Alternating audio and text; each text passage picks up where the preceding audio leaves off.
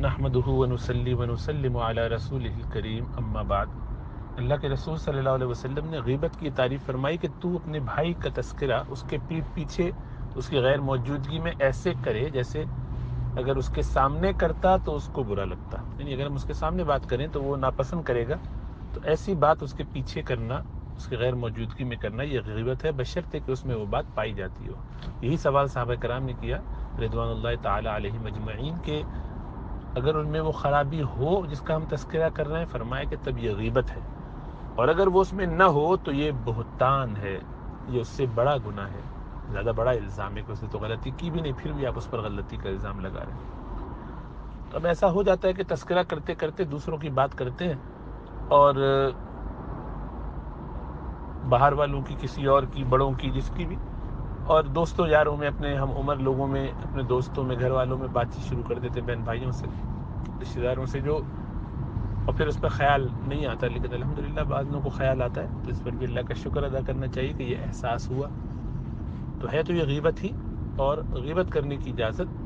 جن شکلوں میں ہے، جن صورتوں میں ہے، بس وہیں غیبت کی جا سکتی ہے۔ کسی ایسے شخص سے غیبت کی جائے جہاں پہ نیت تو غیبت کی نہ ہو، عمل اگرچہ غیبت جیسا ہوگا، لیکن وہاں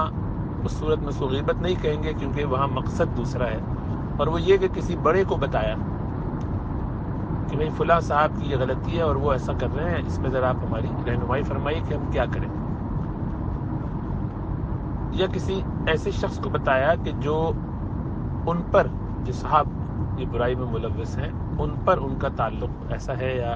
ایسے ان کے اوپر ان کا ایک کہنا چاہیے کہ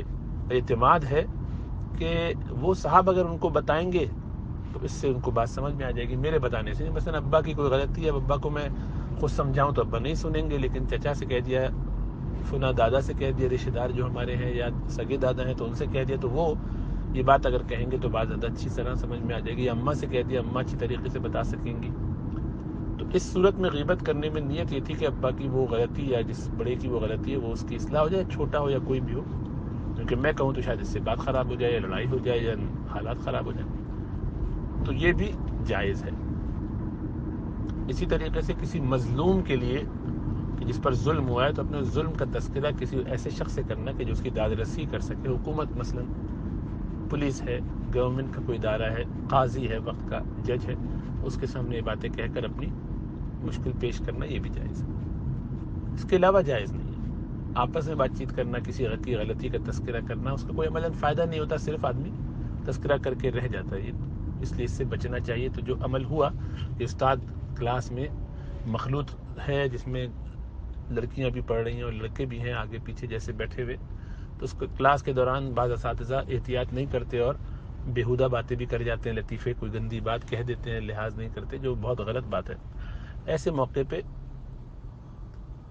ظاہری بات ہے غصہ بھی آتا ہے، افسوس بھی ہوتا ہے کہ کیا طریقہ ہے۔ اب اس میں بعد میں پیٹھ پیچھے استاد کے اس موضوع پر گفتگو کرنا، ایک دوسرے کے ساتھ تذکرہ کرنا اور غیبت کرنا، یہ بالکل ناجائز اور غلط ہے، ایسا نہیں کرنا چاہیے۔ اس سے تو ویسے استاد کا جو احترام ہے وہ تو سامنے رہنا ہی چاہیے، بڑوں کی غلطی ہو بھی جائے تب بھی، لیکن پیٹھ پیچھے ان کے سامنے کبھی بھی ایسا نہیں کرنا چاہیے معاملہ۔ اب اس کا حل کیا ہے؟ حل یہ ہے کہ بڑوں کو بتایا جائے، اگر استاد کو بھی خاموشی سے کوئی خط لکھ کے کہا جا سکتا ہو تو بہت اچھا ہے، اور اگر حضرات اس سے سن لیں اور سمجھ لیں تو بہت اچھا ہے۔ نہیں مانتے ہیں تو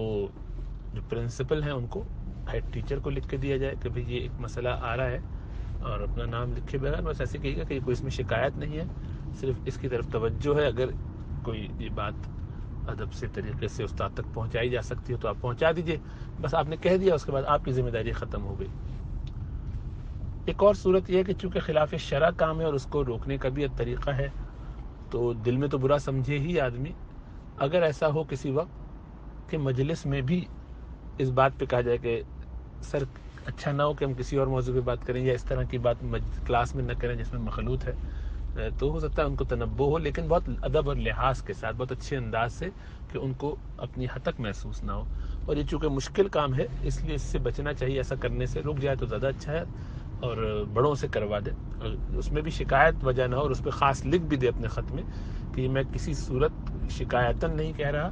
بلکہ ہم سب سے غلطیاں ہوتی ہیں، میں صرف یہ چاہتا ہوں کہ اگر اس طرف ہماری طرف سے توجہ چلی جائے اور اگر آپ مناسب سمجھیں تو استاد کو اس حوالے سے تنبیہ کر دیں، کیونکہ آپ بڑے ہیں تو بہت اچھا ہے، اور سمجھیں کہ نہیں کرنا چاہیے تو پھر آپ کی مرضی، میں تو خالی اپنی ذمہ داری جو شرعی حساب سے ہے وہ پوری کر رہا ہوں کہ اس طرح کی گفتگو جو ہے وہ کلاس میں ہونا مناسب نہیں ہے، اور اس میں جو آپ مناسب سمجھیں اس کو جس طریقے سے بھی ڈیل کرنا چاہیں ڈیل کیجیے، وما علینا الا البلاغ کہہ کر کہ میں نے اپنی ذمہ داری جو تھی وہ پہنچا دی، میں اس سے زیادہ مزید کچھ نہیں کہوں گا اس بارے میں، اور نہ یہ کوئی میری طرف سے ایسی شکایت ہے کہ جس پہ میں کوئی بہت آپ سے امید رکھتا ہوں کہ آپ اس معاملے کو سنبھالیں یا نہ سنبھالیں، آپ جانتے ہیں زیادہ بہتر، آپ بڑے بھی ہیں، استاد بھی ہیں، استاد کو آپ ہی کو سمجھانا چاہیے، تو آپ ہی جانتے ہیں کہ کیا کرنا چاہیے اس معاملے میں، اگر آپ اس میں اس بات کو آگے نہیں بڑھانا چاہیں اور خاموش رہیں تب بھی آپ کی مرضی، اور سمجھانا چاہیں تب بھی درست، مجھے ہر حالت میں یہ اس سے میں یعنی دستخوش رہوں گا، میرا بھی معاملہ نہیں ہے، میں نے اپنی ذمہ داری کو پوری کر دی، تو یہ ایک طریقہ ہے جو سب سے زیادہ مناسب ہے، پھر وہ جو چاہیں کریں، اور اگر آپ سمجھتے ہیں کہ استاد کو خط لکھا جا سکتا ہے تو ڈائریکٹ استاد کو لکھ دیجیے بڑی ادب کے ساتھ، اور اس میں باقاعدہ لجاجت کے ساتھ اس میں لکھیے کہ یہ تھوڑا سا ماحول ہمارے جیسا ہوتا جا رہا ہے، آہستہ آہستہ اساتذہ کی عزت دیں گے، بچے ابھی تو لڑکے خوش ہو جاتے ہیں، لیکن حقیقت یہ ہے کہ بعد میں وہ پھر ایسے اساتذہ کی برائیاں زیادہ کرتے ہیں، ان کے بارے میں منفی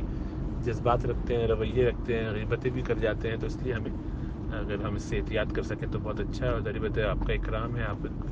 ہمارے لیے بہت معتبر ہیں، جن سے ہم پڑھ رہے ہیں سیکھ رہے ہیں، استاد کا حکم یہی ہے کہ ان کا بہت احترام کیا جائے شریعت میں، تو برائے مہربانی اس پہ ذرا نظر ثانی فرمائیے، تو یہ ایک اچھے انداز سے اگر خط لکھا جائے تو مجھے امید ہے کہ استاد بھی ظاہر بات فکر کرنے والے ہوں گے، انہیں بھی احساس ہوگا، اللہ سبحانہ و تعالیٰ اپنا فضل فرمائے، اپنا کرم فرمائے، یہ احساس آپ کو ہونا ہے، مبارک ہے، اس پر اللہ کا شکر ادا کیجیے اور آئندہ اس سے احتیاط کیجیے۔